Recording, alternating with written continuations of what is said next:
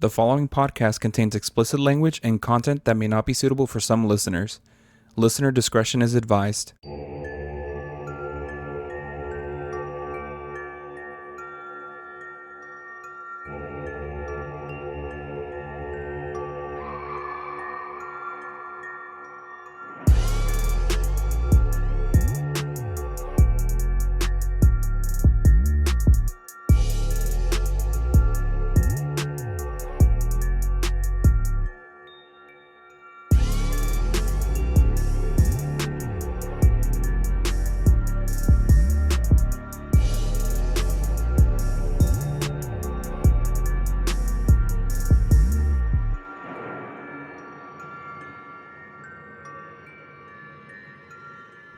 Welcome to the Qué Spooky podcast, where two funny dudes share paranormal stuff, true crime, and other scary things from around the world. Wow, that new intro is interesting. My name is Andres. And I'm Kevin. And it's different, but I like it. Oh, it's the first time you're reading it. That's yes. Right.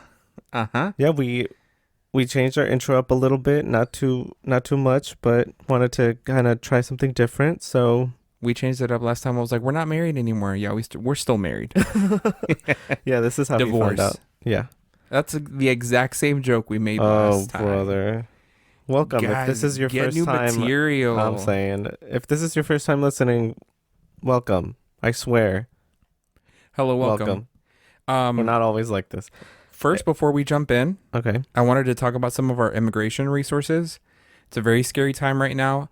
I know we keep mentioning it every episode, but I want you guys to know that we have some resources. If you go to our Instagram at Qué Spooky Podcast, there's an all links in my bio that has some links for ¿Cuáles son tus derechos si ICE llega a tu casa?, which is informational. The Know Your Rights if you encounter ICE, which is also informational. And then there's a couple of places you can donate. So we have the NIJC and the ILRC, and those are a couple of good places that are helping out immigrants. We still support Palestine. That's still there. If you guys have the extra money to donate to those organizations. There's just a lot going on. I kind of I was thinking before we recorded, it's like, what has happened since the last time that we talked.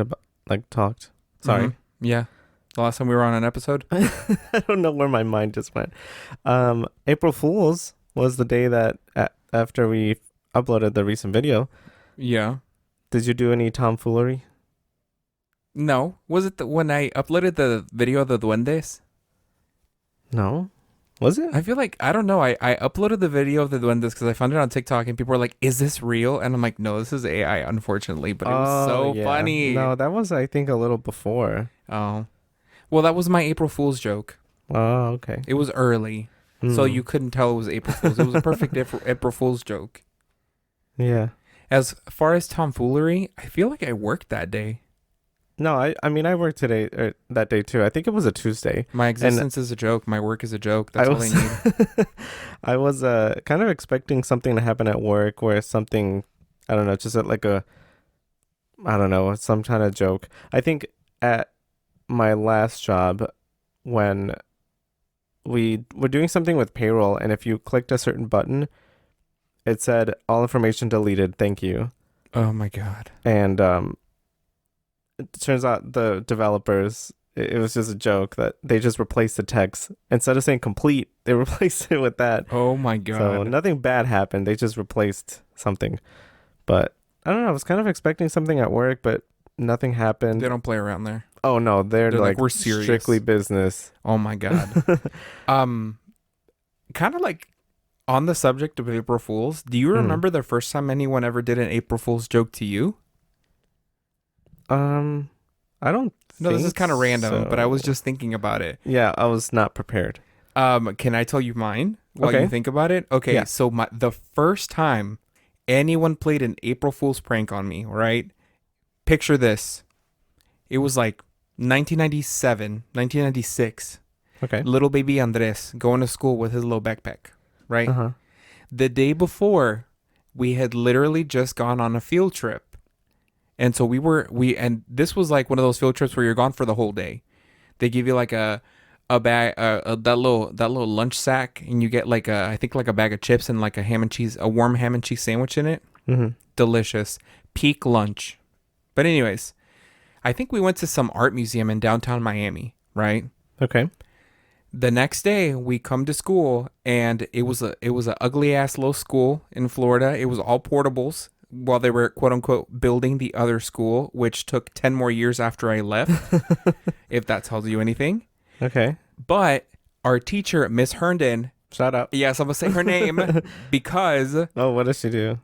I was in ELL at the time. I was still learning. I was learning el English. No podía hablar English, okay? Uh-huh. Yeah. But I knew enough to know she's like, "Hey, surprise, we're going on another field trip today. We're not going to be here all day." And then she said, "April Fools." Oh. I didn't know English that well. I didn't know about April Fools. And Yeah. after I found out that we really weren't going because I did not, like, we sat down, got our supplies out, we started doing our little vocabulary words and stuff. And I'm like, where the is the field trip? Where are we going? When are we leaving? The buses are here. They're going to leave us. Oh, that's sad. Because I kept seeing kids walk by outside. Yeah. And then the kid next to me, a little Cuban boy, was like, "Nah, it's April Fools." And I was like, "What is that?" And he was like, "You're a fool in April. It's a joke." What a good explanation, like, too. What? And then I started crying. Tragic. And you just fell to your knees and you're like, I'll never trust ever again. And you know what? I've disliked April Fools since then. I don't remember the first time I experienced anything April Fool's like. I remember I didn't understand what it meant, like April Fools. I'm like, Yeah. I don't get it. Like, who's April? Why is she fooling? Yeah. Why is she playing tricks? Exactly. But I don't know. I can't really remember like the first time like something like that happened to me. In Spanish, or like in Mexico, there's a El Día de los Inocentes, which is literally like the exact same thing. But the premise is that you have to like prank people, I guess. Whereas like in America, it's still pranks, but it's still like, how do I say? Like, It's not pranks. it's like, a veces se pasan. Like sometimes they go too far with it. Is that a good translation? I have no idea. I've never been to Mexico en El Día de los Inocentes. Never mind. I can tell you I'm an innocent child of God. Here I am. Period. Inocente right here. Inocente Right in de ti, de mí. time for Easter. Yeah. Period. He is risen. You know, honestly, like, I have been seeing so much Jesus propaganda everywhere. Propaganda. Maybe that's a bad way to phrase it, but like Passion of the Christ I've seen announced, and like your dad's been watching like Jesus movies and like my the dad Easter stuff. loves watching like Christian But I didn't TV put shows. two and two together. That's almost Easter, and that's why. Maybe. Yeah. Well, you know what? Before I squirrel away, I was just thinking about this too. So the whole April Fool's thing that happened to me, Mm-hmm. I feel like it's so interesting when you're a child of immigrants and you're growing up, Mm-hmm. and that cultural difference is very apparent to you. Like Yeah. when that happened with the April Fools to me. Mm-hmm. And then we've also seen stories about kids that go to like American kids' birthday parties and they push them into the cake, and then they're like, "You need to leave." And they're like, why did you do that? Yeah. And, like, it's ooh. like, it's terrifying growing up in the United States when you're like the child of immigrants because of stuff like that.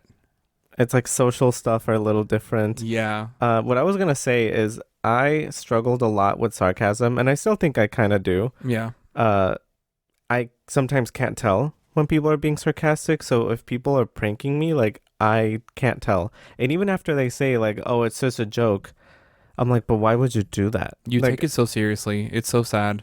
because in my mind, I can't differentiate between like, I don't know, that slight difference of sarcasm. But before we jump into something else, before we diagnose me with something, I didn't even say anything. no, our listeners. Oh. Before we would diagnose me with something, for April Fool's, Build-A-Bear did a thing where they were offering like an emo plush. Was it an axolotl? Was it an Is that axolotl? what is that what it was? It like sold out super quick. Yes. So Kelly, our friend, brought it to our attention. Kelly, friend of the pod, hello. Kelly, friend of the pod, hello. Her husband is George. He's also a friend of the pod. Friend of the pod. But she brought it to our Jorge, attention. sorry. She brought it to our attention, and I thought it was like, is this real? Yeah. I thought, because I think it was a screenshot that she sent us, and I was thinking like, oh, it's probably like someone did like a knockoff. Like, no, it was real. Build-A-Bear was actually selling like an emo axolotl, and you know axolotls, they're Mexican. Yeah. It was a callback to the emos versus punks in the early 2000s. That's crazy. Because I had literally just been seeing a lot of clips on TikTok too, right before April Fool's. See, I did not know about it until Kelly brought it to our attention. I'm like, what is this? No, and not. I don't mean the emo axolotl. Oh, okay. I mean La Rosa de Guadalupe episodes. I'd been seeing those clips were going viral again. Okay. It's like they have a resurgence every so often. Yeah. I love when they have like full episodes on TikTok. You just like I have to find video part 3. after video after video after video. You just keep scrolling, and it's beautiful. It's like when you find it a couple weeks later and they haven't taken it down yet, because it's like the full episode is there and you don't have to wait. Yep. You don't have to read the comments of people saying, tag me when part 2 comes out. And it's not like, even no. like, I don't think it's like Rosa de Guadalupe, the ones I see. I think it's just like a small production company that just records them and streams them on TikTok. Anyway, sorry, we deviated. Yeah, but welcome. Crazy. It's my episode today. Yeah. So I'm kind of excited because I have been working on this for a while. Like you've seen how much I was working on this. You've been torturing me. There was so much that I had to split this into a 2-parter. So this is part 1 of Cursed Films. Okay. We don't have a soundboard. I have to do it. Oh, okay. Go ahead. Bow, what the hell? Bow, what the hell? Or the Vine Boom. Boing, boing, boing, boing. Or that Maybe little. We should invest in that. Soundboard. No, we could do it ourselves. It's fine. Well, we can write it off on our taxes now that we're it's equipment for work. We can do what's another good sound effect? The no. No, the piano riff. Yeah. What's the only one that I can think about right now is, you remember, I don't know where this is from, but it's like a little centipede, and people were like, your grandma when she's praying, it's like, what the hell? And it's like counting. It's like, oh, okay. Stop distracting me. That's my favorite sound bit. Oh, okay. Thank you. So yes, I am talking about Cursed Films. Sorry, making sure that we're still recording. Okay. Yeah. So some of my sources, I didn't bother cutting them, like dividing them up sources. So this is all my sources for this episode and next month. And I'll probably go ahead, mention tell them. us. I'll mention them again next month.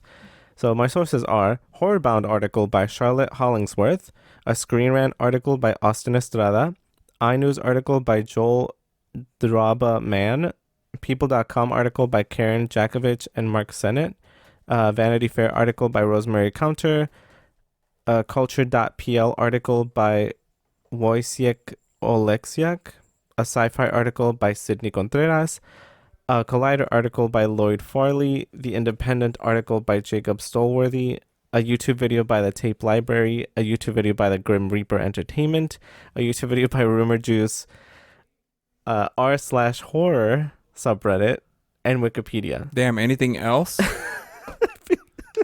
I feel like that was a McDonald's order. Damn, anything else? What kind of sauce would you like with that?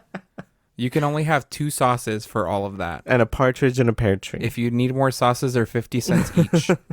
Thank you. So, I didn't split up the content warning, so this is for all of them, and I'll mention them again next month. Okay. Some of the content warnings include suicide, murder, drug use, overdose, child murder, cults, assault, domestic violence. It gets crazy, so. I just want to note as well that we have a new cat tree for our cats. Yes. That doubles as a scratching post. So I apologize if there's some creepy noises in the back. I swear it's not demons. It's just our children filing their nails. They're providing ambient sound. They are. They're making the episode creepy. Yeah. We need to get them on the keyboard. So my first one, it's not really a movie, but it's it's called The Superman Curse. Are you familiar with it? Have you heard about it before? Yeah. You can say no. I'm going to explain it anyway. No, I thought it was funny. You're like, haunted movies. This is not a movie. Well, it is a It's movie, funny. but it's not It because has to do it's based with on the movies. franchise. Yes, So it's the basically, character. it's believed that the franchise of Superman is cursed. This refers to the supposed bad things that happen to people involved in any of the DC comic films and TV show adaptations of Superman. It's mostly associated with George Reeves, who starred in Adventures of Superman from 1952 to 1958, but it also applies to others who played Superman before him and after him. For the origin of the curse, it's theorized that the writers of the original comic book series, Jerry Siegel and Joe Shuster, allegedly put a curse on the movies and TV shows. They sold the rights to Superman to DC Comics in 1938 for $130 and then later tried for decades to recover legal ownership of their creation and a share of the large profits it had generated. But DC Comics kept the copyrights. They did end up coming to an agreement eventually of a pension of a yearly $20,000 each, but they were still never given the rights back. And when I say that they put a curse on it, it wasn't necessarily that like, you know, they took out like a brujeria or something and they're just like, escucha las palabras de la noche and things like that. It was more like from such negative emotions, you can put a bad, like a hex on something. Right. We've Like, talked about it before. Kind of like mal ojo. Ow. Yeah. Like if that's why to some people, it's more like a superstition where it's like for a newborn baby, they put like a red string around their toes, around their foot. Mm-hmm. Because it's believed that someone that looks at the baby, what is it, like enviously, or that they're like, oh, it's a pretty baby, and they I don't know, Mm-hmm. they're like a hater. That negative energy. Imagine beefing with the baby. Well, that negative energy manifests as like it makes them sick or something. Right. It's such a common belief in the movie industry that some talent agents claim the curse is the reason why it's sometimes difficult casting actors for any Superman projects. The following are actors that are believed to have been affected by this curse. And the list is pretty extensive. So the first one is Kirk Allen.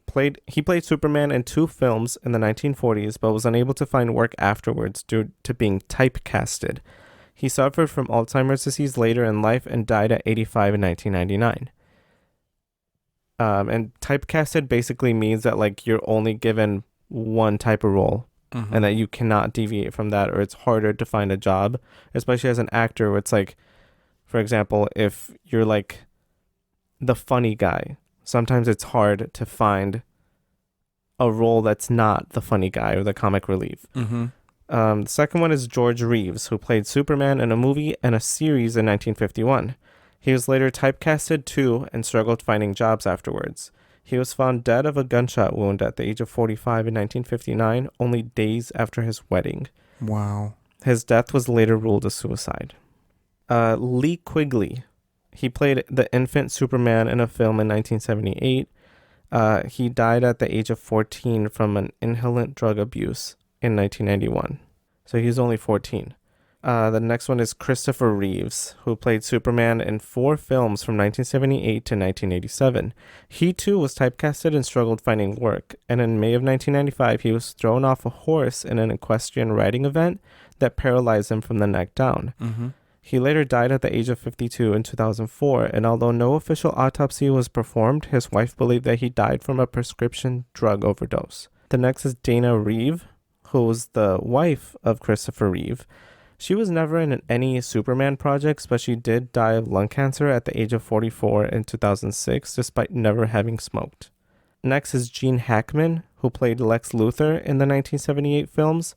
He died in February of 2025 under unknown circumstances with his wife, but it was later confirmed that he had died a week after his wife from starvation and cardiac arrest, and also suffered from Alzheimer's disease. And this was recent. This was literally like 2 months ago that this happened. Mm-hmm. Next one is Marlon Brando, who played Jor-El, Superman's father in the film in 1978. He suffered from a lot of misfortune that was in the public eye a lot, such as his son killing his daughter's boyfriend in 1990 and then his daughter's suicide in 1995. He later died of respiratory failure due to pulmonary fibrosis at the age of 80 in 2004, and also suffered from congestive heart failure, diabetes, and liver cancer.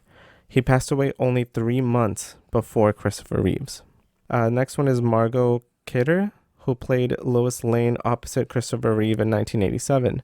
In 1996, she went missing for days and was later found in a paranoid state and missing teeth. She died at the age of 69 in 2018 due to self-inflicted drug and alcohol overdose. Richard Pryor played Gus Gorman in 1987. He was diagnosed with multiple sclerosis in 1986 and later died of a heart attack at the age of 65 in 2005. Allison Mack, who played Chloe Sullivan in the Smallville series from 2001 to 2011. I know her. She was a member of the Naxium cult and MLM, and she was arrested on federal crimes of sex trafficking, forced labor, and racketeering in 2018. She was formally sentenced to 3 years in prison in 2021. So not everyone who takes a part in Superman projects suffers from tragedy, which is why this curse is often said to not be real. Mm-hmm. And in case anyone may be wondering, Henry Cavill is doing okay because he doesn't believe in the curse. And he claims that any evidence of misfortune are just bad luck unrelated to Superman projects.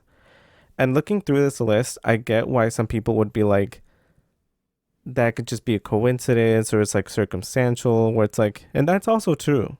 That is also true. But it's just something that people believe, where, especially like in the movie industry, that they feel like there's like a curse around the Superman project. So, because reading through these, a lot of it does seem like they were in this movie, 20 years later, something bad happened, and then 20 years after that, they passed away. And that's what it looks like sometimes. So it's like putting them all together sometimes like does make it look worse than it actually is. Like, I don't understand why Dana Reeve was somehow involved if she lived until 2006. Things like that. So She was still only in her 40s when she passed away, which is kind of early. True. That is true.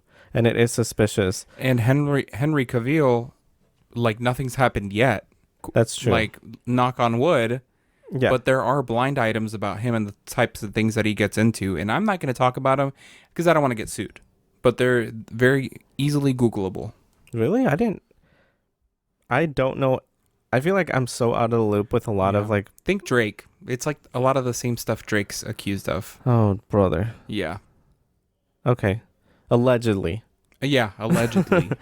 Allegedly. But you never know. I mean, I know there's a new Superman coming out. Literally, we went to go see the Minecraft movie. By the way, we went to go see the Minecraft movie. Yeah. And one of the trailers, which is weird because it played twice.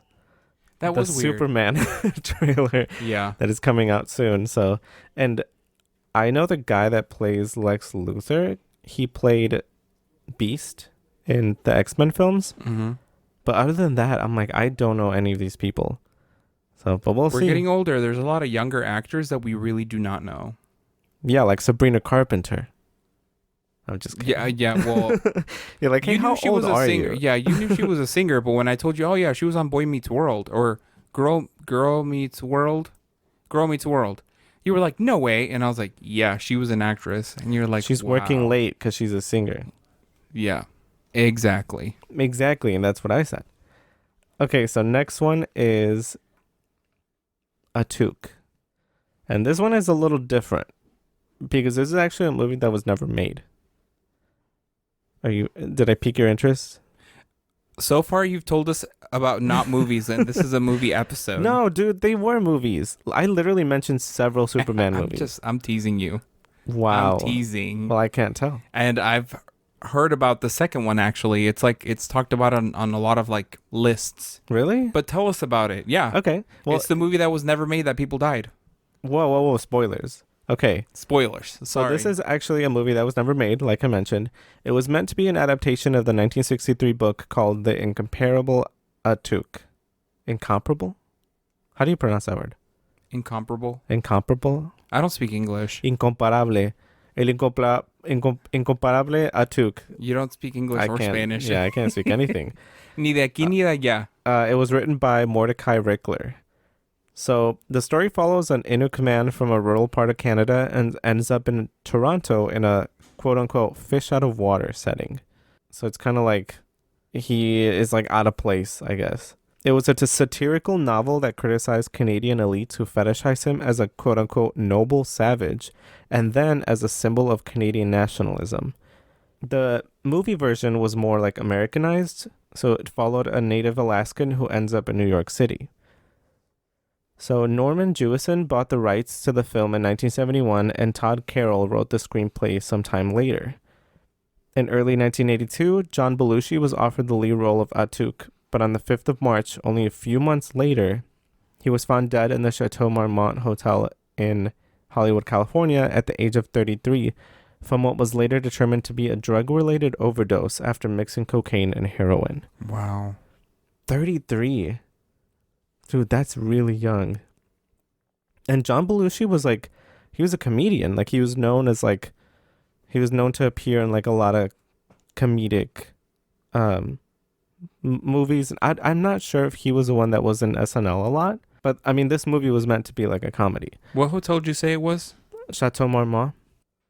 I don't know how that's that how you pronounce it in English? I think so. 2 months later, Kathy Smith admitted that she had been with Belushi on the night of his death and had given him the fatal dosage. So she was extradited to Canada and charged with second-degree murder, but took a plea deal to involuntary manslaughter and 3 counts of furnishing and administering controlled substances to Belushi. In 1986, Sam Kinison was offered the lead role. They managed 8 days of filming before Kinison stopped the production. Without the producer's approval, he began rewriting the script. The studio tried to accommodate for a mutually beneficial outcome, but Kinison grew difficult.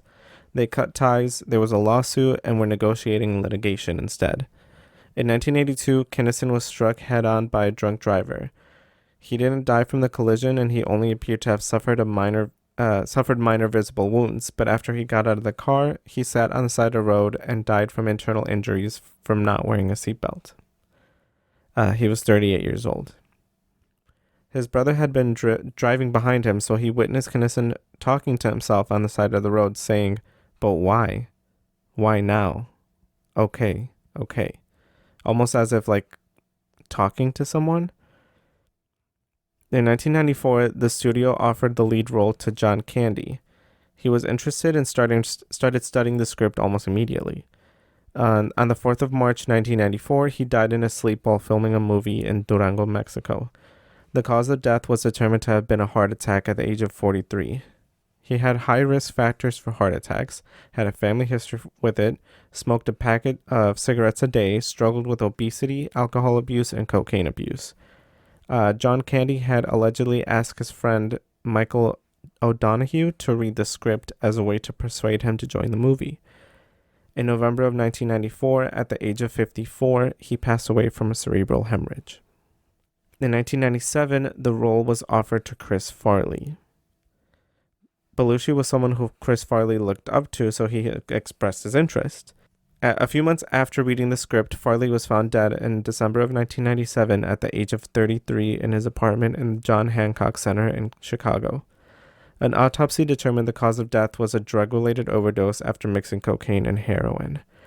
If you recall, he died at the same age in the same way as John Belushi.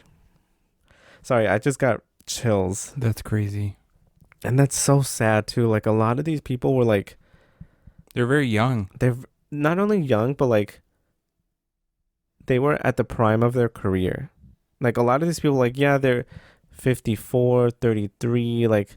38, so it's not that they're quote unquote young, but it's that they're like their careers had momentum. They still had a lot of life left to live. Yes. Sorry, I need like a moment to, because I got like chills all over my body. Sorry. After receiving the script, Farley introduced it to his friend Phil Hartman in hopes that it would entice him to join the cast. And this one is kind of heavy, so. Months later, in May of 1998, after a meeting with Hartman, his wife Bryn, and producer Christine Zander at an Italian restaurant in Encino, California, Hartman and his wife went back home and had a very heated argument, after which they went to bed. Around 3 a.m. on the 28th of May, 1998, Bryn fatally shot Hartman once between the eyes, once in the throat, and once in the upper chest with a revolver. Jeez. He was 49 years old. She then drove to her friend's house and confessed to the murder. Her friend didn't believe her, so they drove back to the house, found Phil's body, and called the police around 6 a.m. When police arrived, Bryn locked herself in the bathroom and shot and killed herself with a revolver. It was later determined that Bryn had been taking Zoloft, drinking alcohol, and had used cocaine recently, which may have caused some It type may of have impaired her. effect. Yeah. After all of this, people believe this film to be cursed. The script hasn't been touched in years, and the production on the film has been in development hell due to no one wanting to take the lead. But yeah, that I've never heard of like a movie going through like what's the word, like development hell, where it's like they kind of stop and have such a reputation. But like I said, a lot of these people were like at the prime of their career. So it's sad to see that this was kind of like associated with them, and like tragedy after tragedy that happened. So next is The Conqueror. Are you familiar with this movie? I feel like I've talked about it before with you. Yes. You actually told me about this movie. Oh, yeah. So The Conqueror was released in 1956. It's an American film directed by Dick Powell, written by Oscar Millard, produced by Howard Hughes and Dick Powell, starring John Wayne as the lead of Genghis Khan. To be honest, I don't know any of the other actors in this film. Mm-hmm. They're older. A while back. Yeah. So I'm not familiar with them. So it was pretty successful in the box office, but was considered one of the worst films of the 1950s and as one of the worst films of all time. Some factors that kind of contributed to it was like kind of like the writing, and John Wayne played Genghis Khan, who was like Mongolian. Yeah. So critics said that John Wayne was quote unquote grossly miscast, and even posthumously won a Golden Turkey Award for worst casting, which is crazy to do because it's like, dude, the man passed away. The role was originally offered to Marlon Brando, but he backed out at the last minute. Filming began in Escalante Desert near St. George, Utah in June of 1954, and the production encountered issues when the lead would often get drunk and had to stop filming for days. At another point of filming, the set was struck by a flash flood, and although the set was badly damaged, no one was hurt. During the filming of a scene that involved a Black Panther, Susan Hayward, which was one of the other leads, she survived an attack from the Black Panther. Oh my God. Yeah, which is crazy. The other bigger issue was that they filmed the movie about 137 miles or 220 kilometers from a nuclear bomb test site called the Nevada Test Site, where 11 nuclear test bombs had been dropped only a year prior. The crew knew about it, but the federal government had assured local residents that the area had posed no health hazard. The cast and crew... The government said that. The cast and crew spent several weeks on location, and producer Howard Hughes later shipped 60 tons of dirt from the location back to Hollywood for a more authentic terrain for reshoots. By the 1980s, 91 of the 120 cast members had developed cancer, and of those 91 members, 46 had died from it. Dick Powell himself developed lymphoma in 1962 and died a year later. Pedro Armendariz completed suicide in 1963 after a terminal cancer diagnosis. John Wayne developed lung cancer in 1964, then died in 1979 of stomach cancer. Agnes Moorehead died of uterine cancer in 1974. Susan Hayward died of brain cancer in 1975. Lee Van Cleef died from a heart attack in 1989, but had been diagnosed with throat cancer. John Hoyt died of lung cancer in 1991. And two of John Wayne's sons, Michael and Patrick, had small uncredited roles in the film. Michael developed a skin cancer years later, and Patrick developed a benign tumor that was later removed. And those are just some of the bigger names associated with the movie. A lot of the crew also had cancer. Yes. So you don't hear about them.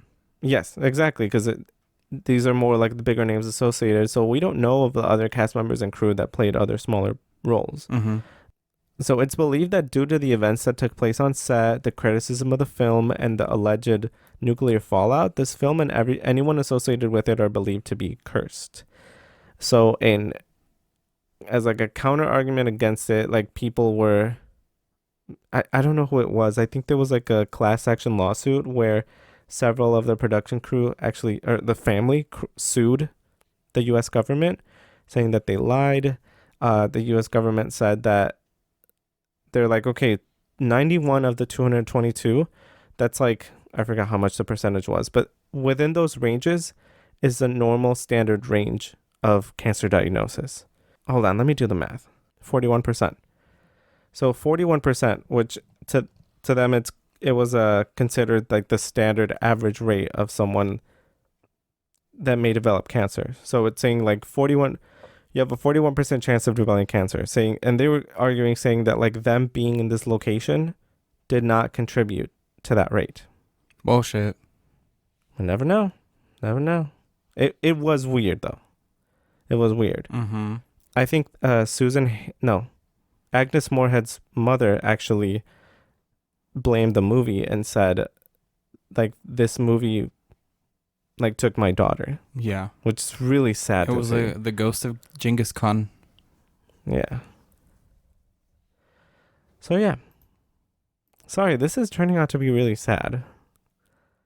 Well, it is like the cursed movie episode. That's true. And the next one is going to be even worse. Okay, let's get into it. Get into it. So the next movie is, and this is the last one for the episode, this is Rosemary's Baby. And it released in 1968. This is one of my favorite movies. We've watched a lot of versions of this when we Yep. in the course of us being together up until this point. Yep. We were even watching the other one last night. Apartment 7A. So, hold on. Well, let me get to it. So, Rosemary's Baby came out in 1968. Recently, I want to say, 2019, 16, 17? Mm-hmm. A few years ago, there was a mini-series version released where it kind of follows the same storyline, but it's set in Paris instead, starring Zoe Saldana. It was really good. I liked it. I remember we rented it from Family Video when Family Video was still alive. Yep. So. And then last year, Paramount released a movie called Apartment 7A, which is a prequel to Rosemary's Baby. So, and we were watching that the other night. Yeah, it was really good. We still have to finish it. Sorry, I love anyway. when movies are very like atmospheric, and that movie is definitely like atmospheric. Like it's creepy. It's giving Suspiria. I feel like some of my favorite movies are from this era, like 60s, 70s, where they had like a specific feel about them. I can't explain it. But maybe it was like the whole satanic panic that was going on at the same time, where it's like... Yeah. Well, and lack of like resources.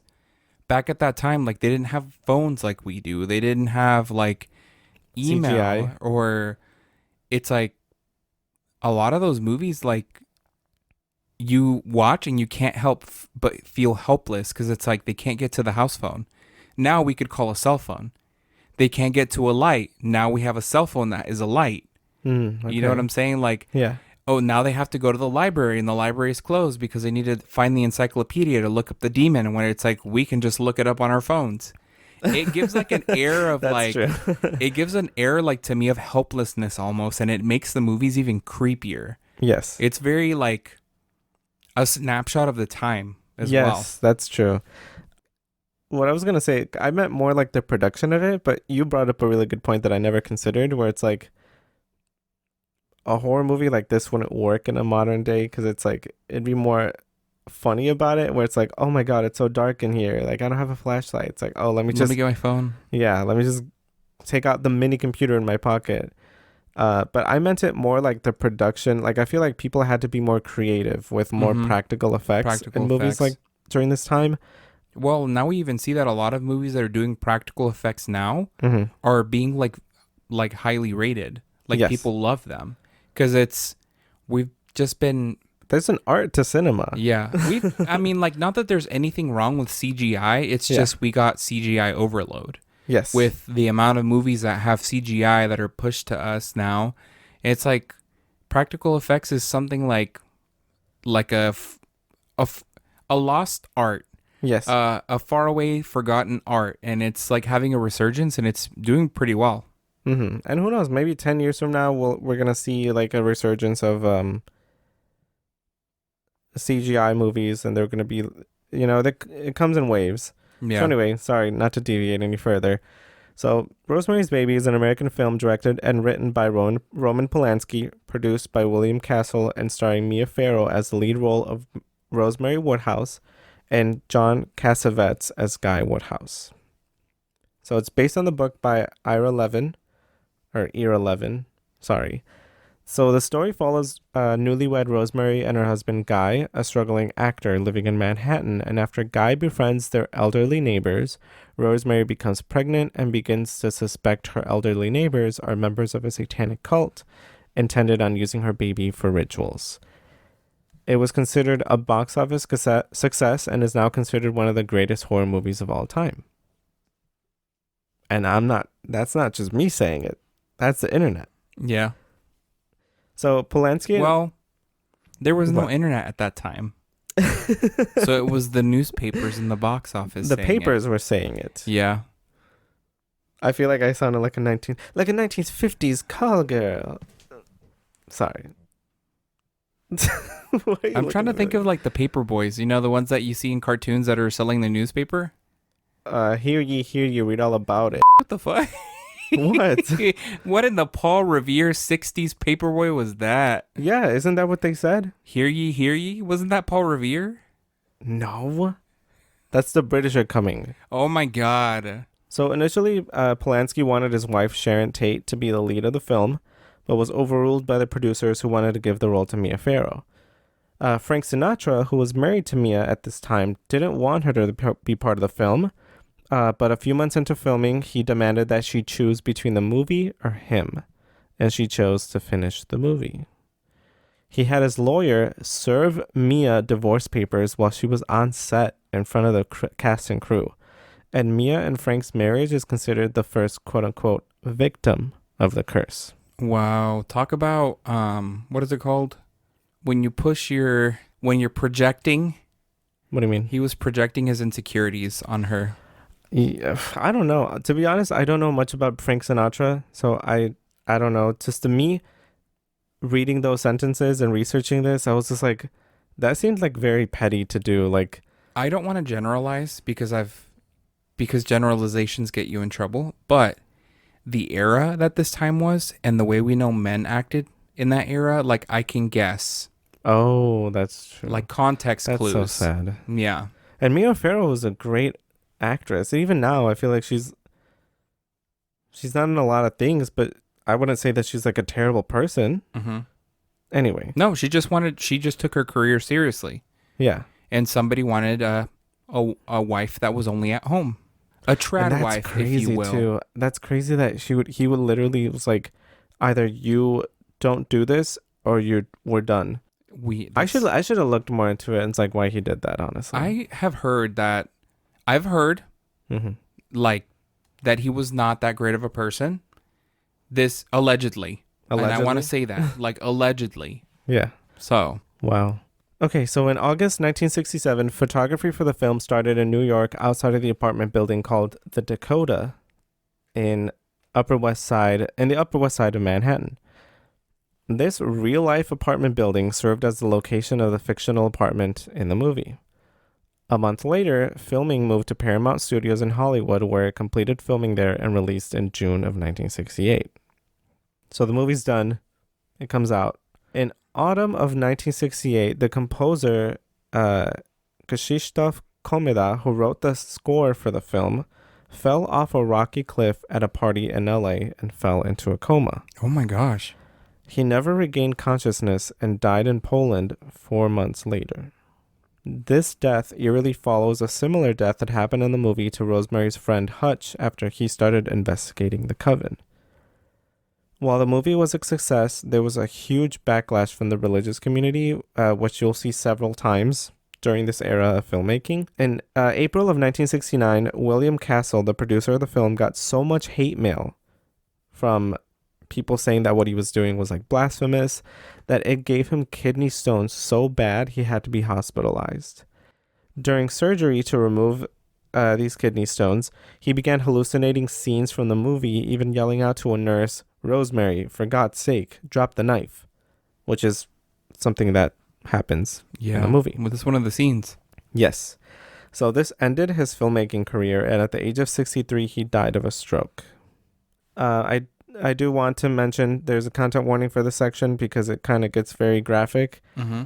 When I was researching this section, I'm like, I feel like we could do its own episode, but you'll see why I don't want to. Okay. So shortly after midnight on the 9th of August 1969, director Roman Polanski's wife, Sharon Tate, along with 4 others and her unborn baby, were murdered by the Manson family cult. 4 members of the cult, Tex Watson, Susan Atkins, Patricia Krenwinkel, and Linda Kasabian, drove to the ranch where Tate lived with Polanski. Polanski at the time was in Europe filming another movie, so at the time Sharon was 8.5 months pregnant. I won't go into details here, only that it was a very violent attack that concluded with the cult writing "Pig" on the front door of the house with Sharon's blood. They also wrote "Helter Skelter" in the house with blood, a reference to the song by the Beatles that the cult believed contained subliminal messages. Reading through what happened was really sad. So I'm like, I don't want to cover this on a case. Mm-hmm. There's just some things that I'm just like, I can't do that. I can't read. I wish I hadn't read stuff like that. So theories started circulating after the murder, claiming that these deaths were some sort of sacrifice for Polanski's success in Hollywood, mirroring the deal that Guy Woodhouse made in the movie. Mm-hmm. Yeah. I mean, people still talk about the Illuminati today. Yeah. This success was not long-lived, though, because in 1977, Polanski was arrested and charged with drugging and assaulting a 13-year-old girl. He spent 42 days in jail before he was released on bail and waiting on a decision on a plea deal. After he learned that the judge didn't take the plea deal, he fled to Paris, where he's been avoiding countries to this day that have extradition laws with the U.S. On the 8th of December 1980, John Lennon, member of the Beatles, was fatally shot and killed by Mark David Chapman as John and his wife Yoko Ono were walking into the archway of the Dakota apartment building where he lived. This archway was the same one filmed in the movie's opening scene. As a reminder, Lennon co-wrote the song Helter Skelter that was later referenced in the murder of Sharon Tate's home. A lot of circling back. Yes. Dude, I have chills again. Oh my god. So that, yeah, we're like about an hour in. So that was a good ending That point. was so interesting. So those are just theories. I liked how you did it too, because I was always concerned doing an episode like this, and it's like, oh, I don't have enough content for one movie, but it's like, that's okay, because there are several movies that are like this. Movies. And who knows, like, well, I already have everything ready for like part 2 of this, but I'm still gonna research. For some reason, like this concept or this idea or this theme, whatever, is really fascinating. It's messed up, don't get me wrong. It's so sad seeing like so many people at the peak of their career like suffering through stuff like this. But there's just something about it that's like fascinating, where it's like, how could a movie be cursed? What does that even look like? What does that mean? So yeah, I mean, well, it calls back either like it's somebody actually messing with something they're not supposed to. Mm-hmm. It's the negative emotions associated with like people or like a film or a specific thing. Yeah. Or all the backlash, like that negative energy he got from the backlash give him kidney stones. Like there's so many things like that manipulation of energy. Yep. So who knows? So that was my episode. Sorry, I don't know how to transition away. This was different, right? Yeah, I need a moment. That was crazy. There's a lot that there's some stuff that You're I had to cut. For the episode. Oh, I'm so excited for the next episode, dude. But let's just transition over to a palate cleanser because I think we need it. Yeah. It was really heavy. Can I go first? Sure. We've got some podcast pets. Oh. All right. Yeah. So I checked the email and we've got our primo sent Oscar P. sent us Millie the Shorky puppy. Do you have a picture? No. They were in the email, but not here. So you can go in the emails and look at them. You're not gonna show me? No. You're like, no, it was good. Yeah, they were so cute too. They were cute, I swear. So he's got a Shorkie puppy. Her name's Millie. Mm-hmm. Chai, the tortoiseshell cat, and Lana, the grouchy, spoiled black cat. And I can tell you just by looking at those pictures, that black cat runs that house like the Navy. Oh my god. And Oscar, you can let us know if that is accurate. I read the energy from the picture. He's gonna be like, yeah, she does. Like those, have you seen those videos of those pet psychics on TikTok where people like pay $200, $300 for a session, and What? they'll call them? I don't know. We have to talk about that at some other point because I need to do a little more research. Okay. But there's very famous pet psychics on TikTok they have somebody that's like, I think how it works is they have somebody that's local that goes through, surveys your area, takes notes, and like maybe takes pictures, and then they send all of that information to the psychic. Because the psychic, like, let's say they're from LA and you're in Chicago. So like that's why they utilize that other person. But I watched a lot of the videos. People obviously, like, people that have a bad experience probably won't post their videos or they've been taken down. But the videos that I've seen, it's like people that are like, oh, he wants you to know that he's been really sick. He's been really sick. And they're like, yes, he's got renal failure or something like that. Or he just got diagnosed with diabetes. And like, he wants you to know that he thinks that you're funny or something like that. Wait, so is this like a real thing? Yes. Like, people pay. Are they actually psychic though? I don't know. That's up for debate. That's up for debate. But people pay $200, $300. But long story short, I am a pet psychic now. I don't charge. It's for free. But I can tell that Lana runs that house like the Navy. Let me try. Like a McDonald's, like a lesbian running a McDonald's. The Navy. And we can vouch for that, actually. Yeah, we worked with a lot of them. Yeah. Okay, next one. Wait, that's... Hold on, I'm going to go back to that. That's funny, because it's like, someone sends you a picture of a cat, and you're like, yeah, they're really chill, actually. Yeah. I get an aura that they're really chill. Yeah. I get an aura that they really like snacks. Like, also, Oscar, you let us know. Millie, the Shorkie puppy, I can tell that she begs for food. She just looks. You're so annoying. She's like, pancakes, dámelo. Loves Bacon, bread. She loves dámelo. bread.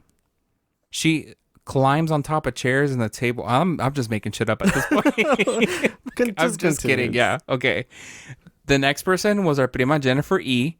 She sent us a picture of her husky pup, and her name's Drusilla. It's like the female version of Dracula, and I thought it was so cool. I've always really, really liked the name Drusilla because I grew up watching Buffy the Vampire Slayer. And on Buffy the Vampire Slayer, Angel had a friend whose name was Drusilla, or was like his girlfriend or something. But her name was Drusilla, and she was a vampire. She was evil, and I loved it. That was my first taste of like baddie, like TV baddie. Because Sarah Michelle Gellar thought she was serving in those leather pants that she had in the 90s, but I didn't really like them. They looked hot. They looked sweaty. I've always been a little chunky. I've always been a little hot, and I just never enjoyed that. It just looked like she was sweating all the time. Okay. No offense to Sarah Michelle Gellar. Love her. Love her. Okay. Moving on. So that was all the pets that people sent us in for the podcast. Oh, well, thank you. Thank you for sending your pets. We always get super interesting pets. Yeah.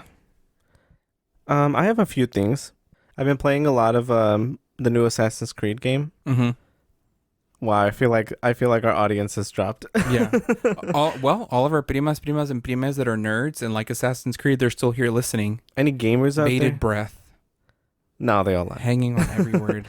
But I've been playing that for a while now, and I don't know, it's just entertaining. I know there was a lot of backlash. People were saying that like the protagonist, like, why would you put the story follows like a female shinobi. And she's Asian. She's Japanese specifically. Yeah, a female Japanese shinobi and a black samurai. And they're like, why would you do that? That's so inauthentic. Like, we've been begging for an Assassin's Creed in Japan, and you give us like this DEI stuff. And I'm like, girl, just enjoy the game. But what I've seen you play looks really good. It really is. And And the story of Yusuke is real. Like yes, that is it's real. real. This is a real That's a person. real that's real history. The first black samurai Yeah. in history books, and they like brought him to life. From what I've read, a lot of Japanese people see it as he was the first foreign-born samurai. Yes. So it's not even that he was black. It's that he was the first foreign-born samurai. And kind of like to, I guess, like give more context too, there are some great animes that are not related to Assassin's Creed that also use Yusuke as a character. Because he's so like the notoriety of that is like so, it's like something they learn. Yeah, there was an anime called Yasuke. Yeah. I thought it was good. It's a lot of fantasy, but I thought it was still okay. Yeah. Like, it's still okay. You thought it was still what? Still okay. Like that you said gay. It was still gay. But he's blind. Sorry, gay. Wait, no, I said it the other way. What? Do you remember from that the news anchor that was like the first man to climb Mount Everest, but he's gay. I mean, sorry, blind. Oh my god. Never mind that joke. Cut that. Anyway, the people complaining about it, it's like, can you guys just like, have you guys ever had fun? Have you guys ever like just slow down, take a breath, and just enjoy things? Well, I feel like it goes back to the whole empathy thing. Yeah. Like there are people that cannot empathize with someone else if they don't look like them, or if at least they're not like another guy. If that makes any sense. Yeah. So it's like for them, like seeing stories of immigrants or women or black people, white or black, or I mean, male or female, is just like so out of the realm. Like they just could never put themselves in those shoes. But it's a video game. That's when it's just like I can't wrap my head around it being like that much of a hater. Where we it's don't like, think about it. You can't That's enjoy why we something? don't think about it. But it's like other people that were raised by people that went through the civil rights movement and didn't like it are still alive and walking around. As very evident from what's going on right now. Couldn't be me. Next topic. Yolanda Salivar got denied parole. Good. I've never wished evil on someone else, but good. At this point, I feel like they're keeping her there for her safety. Yeah, there are a lot of people. I would never threaten somebody like that, but there were a lot of people threatening her safety. Whenever it was announced, what was it, like last year? It was announced quite a while ago. It was a while back. That her parole date was coming up, her like possible parole date. And people were already lit up on the internet saying this and that. Which is like, you do not have to get violent. Like, I get it. We get it. Selena, and we've talked about this before. It's like, how big of an icon would Selena have been? Because at this point, at this age, she would have been Madonna's age. And Madonna is an icon. Even if you don't like her music, if you're not that much of a fan, you can't deny that Madonna did have an impact on pop music. You can see it today with like Lady Gaga. I feel like you just wanted to talk about Madonna right now. I just love Madonna. No, I think she was taken. She was taken a little bit too soon. Selena was in the process of like transitioning from like Tejana music to a more like American English language pop. So it's like it would have been really cool to see that.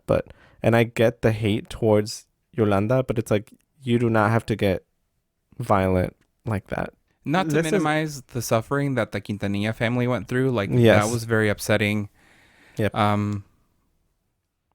don't know. I just didn't want to come off like being insensitive about it, you know? Because it's like, I get why people would want to be violent. A lot of people were raised like with the legacy that Selena left. And it's like that idea of like what could have possibly been if she was still alive, like is upsetting for a lot of people that really, really like her. Yeah. No, it's sad to think about. Yeah. So, what you got next? One of our listeners, one of our primos, his name is Axel. He sent us a TikTok the other day of the movie Turno Nocturno, which is a movie based on the legend of La Planchada. And it came out in December. Did you know about this? I did not. You know what's crazy too? When I was just right before we were recording, I was cleaning up the inbox, and we get the notifications for YouTube and TikTok.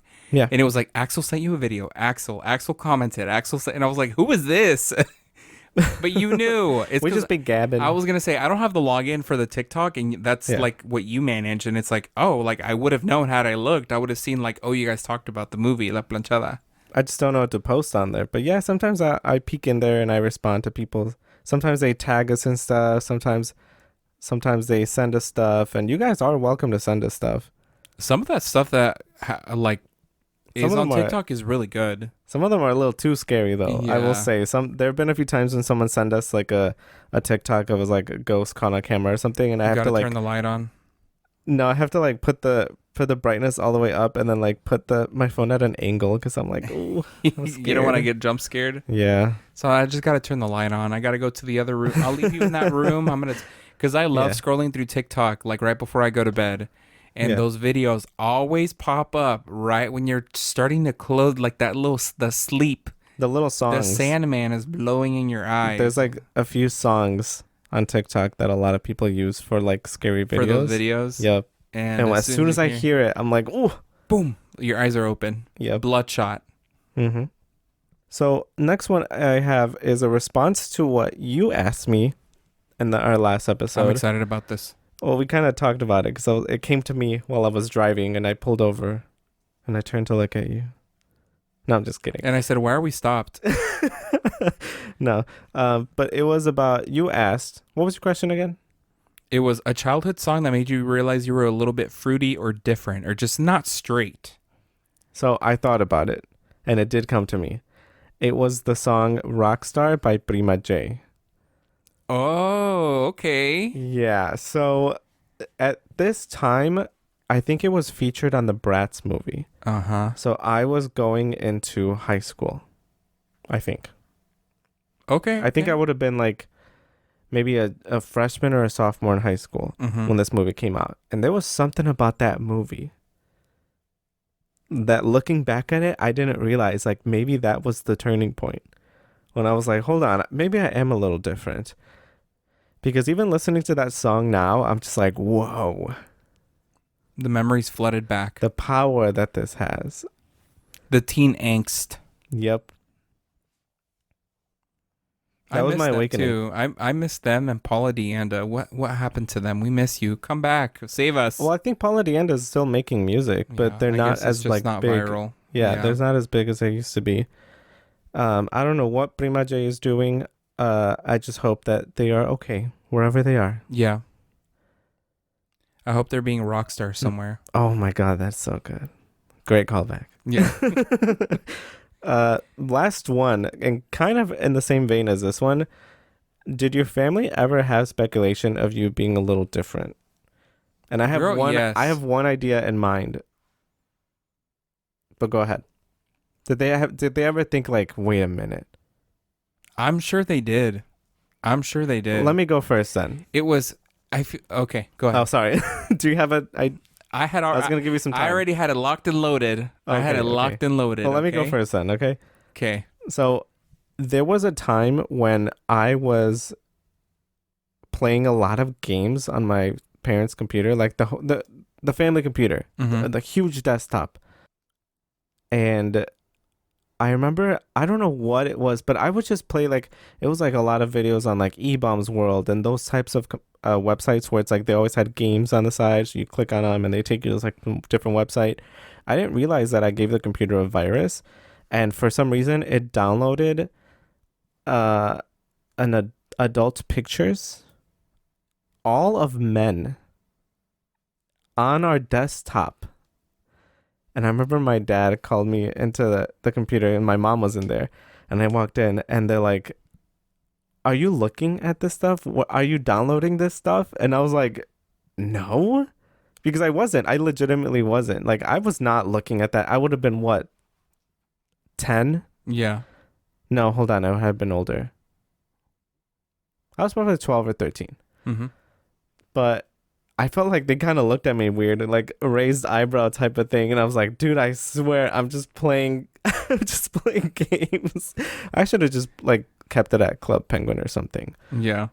But yeah, that was a memory that I unlocked because it was in this house. It was in this house where that happened. Wow. I remember they were mad as hell too. I'm like, dude, why would I be looking at that? And it's like, how do you explain your parents like that sometimes random stuff does get downloaded on your Yeah, computer exactly. when you have viruses? I'm gonna bring it up to them and say, do you remember that? Because and the only reason and mine wasn't To whoever gave us. men. Oh, I was gonna say like. I was like trying to find the word. I'm like, it wasn't naked men. It was like just random like movies. Oh, okay. LimeWire. I downloaded music from LimeWire. Okay. And then all of a sudden it would be like, I didn't have relations with that woman. Like would all Oh, would, like that's not really. That's like an ad. would though. be yeah. But then it was like then all of a sudden like random like advertisements, not advertisements. What is it? Oh my Like god, what are they links to called? websites. Yes, like different websites would start showing up. Like, Oh, I know what you mean. Like Yeah. SoundCloud rapper type of shit. Like I'm like, I never Yeah. downloaded this. It was like random stuff just being downloaded on your computer. That's And true. it was because Because of LimeWire. you had a virus. That's crazy. Yeah. I remember that because I think similar stuff started happening to me. Like I really just wanted to listen to Paramore and My Chemical Romance, and instead I got a virus. But whoever gave my computer, my family computer that virus, and it was all men. You guys set me up. Sick. Sick. And now it's like you're married to a guy, so they're kind of like, he was looking at that because you can't play it off. Yeah, now I can't. Now my family will be thinking that I did it on purpose. Yeah. Anyway, go ahead. Now your turn. For a long time growing up, Yeah. people would always comment on the way that I talked. Really? Why do you talk like that? Why do you talk like a girl? How did you talk? I don't know. Like this? Like regular, but I guess it just wasn't like hyper masculine. And I thought I was doing such a Okay. great job like hiding it. Yeah. And then they would be like, why do you talk like that? Why do you talk like a girl? And I'm like, ugh. And then it just crushes you because it's like you feel ashamed. You don't want people to know. And then it's like, I'm not even good at hiding it. Like who suspects, like who thinks about it? Like this is something that I was going to hide. It was like the shame of my life. Yeah. And I knew that if this one person or this cousin knew or this friend of a cousin knew, like more people knew. It was just something that bothered me. I feel like we've talked about that before, like off the podcast. That sounds familiar. Yeah. Off the podcast. I didn't know it was your voice, honestly. Like, but like, did your parents also think that too? I don't know. My mom was in denial. I feel like my Sorry. dad knew for a lot longer than my mom did. Because my dad would be like, let's do this. And I'm like, ew, manual labor. No. Ugh. He's like, you can't even hold the flashlight right. Yeah. I know what you are. I still remember when I was telling your dad, I was like, I'll help you. You just can't yell at me for not holding the flashlight right. And he looked at me really weird and then he started cracking up. And I was like, sorry, my dad used to yell at me. He's like, Prenda, mueve la luz, acá, no puedo ver. And I'd be like, stop yelling. And the crazy thing is now, it's like, well, as a child, I can't see what you're seeing. Why would you make an 8-year-old child hold a flashlight? That's like Too much 4 responsibility. feet tall. 4 foot tall, 8-year-old. Hold a flashlight where you need to see. Get your wife. Call your wife over here. She's taller than me. Let her help you. Exactly. Yeah, we were innocent. Yeah. Well, thank you for that. No problem. That was fun. This is an interesting episode. I hope our palate cleanser made you all feel better after all the stuff that you guys just listened to. All the heavy stuff. All the heavy stuff, yeah. I also kind of wanted to note that like Kevin and I are aware that there is a lot going on right now with like just in general, and we know about it. We want to talk about it, but we have to be careful with the way that we present it. And it's not that we're afraid of presenting it. We just want to be respectful in the way. So please don't think that like we're not trying to talk about what's going on in the Hispanic community right now. It's like we know and we're very aware. We want to treat it with respect because it's a serious issue. Yeah. And I kind of wanted just wanted to note that at the end of the episode. Yes. And we're all thinking of you. Because this is hard. Hard time for all of us. Yeah. So, Thanks for listening. Follow us on Instagram, TikTok, and YouTube at Qué Spooky Podcast. Also, email us any story suggestions or your own scary stories at quespookypodcast@gmail.com because I reply now. We're getting more organized, and there are 6 people that can vouch for that because they gotten emails from us in the last 2 weeks. Special thanks to Taylor Turner for the artwork, Cal Fields for the intro music, and Leonardo for the logo redesign. Don't forget to tell someone you love how much they mean to you every single day. Bye. Bye.